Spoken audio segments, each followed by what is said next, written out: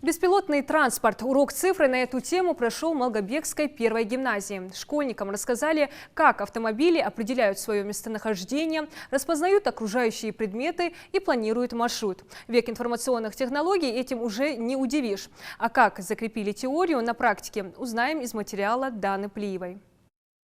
Алгоритмы машинного обучения позволяют беспилотному автомобилю постоянно улучшать прогнозы. Развитие информационных технологий сделало возможным передать функции водителя или пилота компьютеру. Беспилотный транспорт – это уже не из области фантастики, а реальный проект. У беспилотного автомобиля есть мощный компьютер, который обрабатывает информацию со всех сенсоров и много десятков раз в секунду принимает решение, как именно себя вести, куда ехать можно, куда нельзя, и что делать в текущей дорожной ситуации.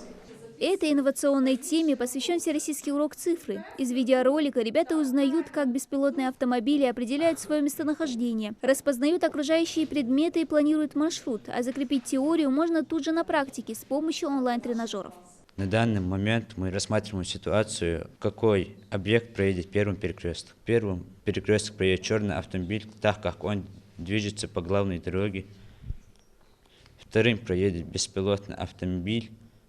И третьим пройдет пешеход, потому что у него горит красный свет светофора. Выполняли задания по ориентировке по картам, по расставлению радаров и лидаров и камеры на беспилотном автомобиле для того, чтобы выяснить ближайшие объекты. Больше всего мне понравилось задание по ориентировке по карте, так как они были более легкие относительно других.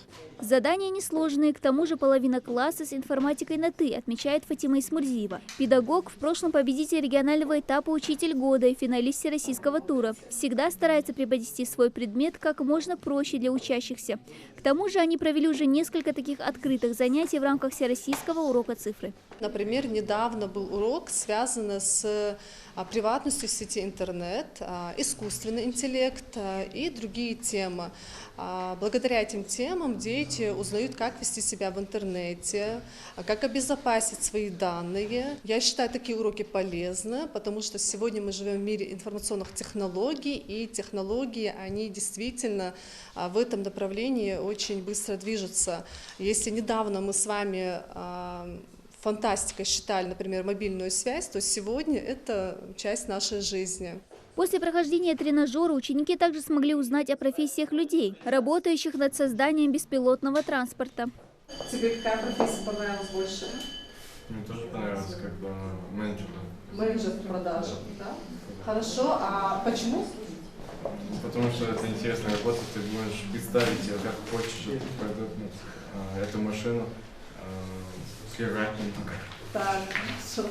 Урок цифры в стране проходит уже третий год подряд в рамках национальной программы «Цифровая экономика РФ». В нашей же республике такой формат занятий начали тестировать в 2019-м. И, как отмечают педагоги, такие уроки помогают школьникам сориентироваться в мире профессий, связанных с компьютерными технологиями и программированием.